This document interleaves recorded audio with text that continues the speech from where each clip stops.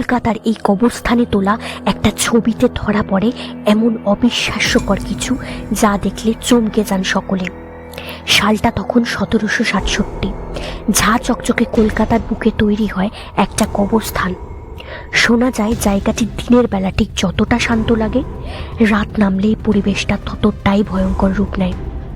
জায়গাটি বিশাল পুরনো গাছসহ ভাঙা সমাধি এবং অদ্ভুত নীরবতায় জায়গাটি আরও ভয়ঙ্কর করে তোলে। লোককথা অনুসারে একবার কয়েকজন ফটোগ্রাফার রাতে সেখানে ছবি তুলতে গেছিলেন। প্রথম দিকে সবটা স্বাভাবিকই ছিল, কিন্তু হঠাৎ তাদের মধ্যে একজন অনুভব করে যে তাদেরকে পিছন থেকে কেউ দেখছে। চারিদিকে জনমানবহীন হলেও বারবার শুকনো পাতার উপর পায়ের শব্দ শোনা যাচ্ছিল। তারা ভয় পেলেও সাহস করে ছবি তুলতে থাকে। কিছুক্ষণ পর হঠাৎ করেই তাদের মধ্যে একজন অসুস্থ হয়ে পড়ে। তার শ্বাস নিতে কষ্ট হয় এবং মুখ ফ্যাকাশে হয়ে যায়। সকলেই তখন দ্রুত বেরিয়ে আসে সেখান থেকে। পরের দিন যখন তারা তাদের তোলা ছবিগুলো দেখে, তখন লক্ষ্য করে ছবিতে এক অদ্ভুত ছায়ামূর্তি দেখা যাচ্ছে, কিন্তু সেখানে ফটোগ্রাফারের দল ছাড়া কারোরই উপস্থিতি ছিল না।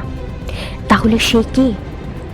সবচেয়ে ভয়ঙ্কর ব্যাপার হলো ছায়ার চোখের জায়গাটা পুরো ফাঁকা, অর্থাৎ ট্রান্সপারেন্ট।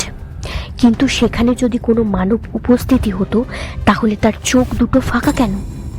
এবং এছাড়াও সেখানকার রাতের প্রহরীরা দাবি করে যে গভীর রাতে সেখানে ফিস ফিস শব্দ, ভয়ঙ্কর কান্না এবং পায়ের শব্দ, এমনকি পাশ দিয়ে দ্রুত ঠান্ডা হাওয়া চলে যাওয়ার মতো অভিজ্ঞতাও জানিয়েছেন।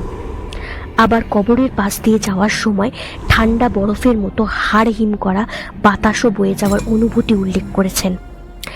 এবং আজও মানুষ বিশ্বাস করেন পার্ক স্ট্রিটের সেই কবরস্থান শুধু পুরনো কবর নয়, বরং ভয়ঙ্কর অতীতের ছাপ রয়ে গেছে, যার জন্য সেই অতৃপ্ত আত্মাদের উপস্থিতি আজও অনুভব করা যায়। আপনাদের কি মনে হয়, এটা কি বাস্তব নাকি শুধু লোককথা মাত্র? আর যদি লোককথাই হয়, তাহলে আপনি কি একা যেতে সাহস করবেন সেখানে? আপনাদের মতামত অবশ্যই জানাবেন, এবং ভিডিওটি ভালো লাগলে লাইক, শেয়ার ও সাবস্ক্রাইব করে আমাদের পাশে থাকবেন এরকম অলৌকিক ঘটনা জানার জন্য।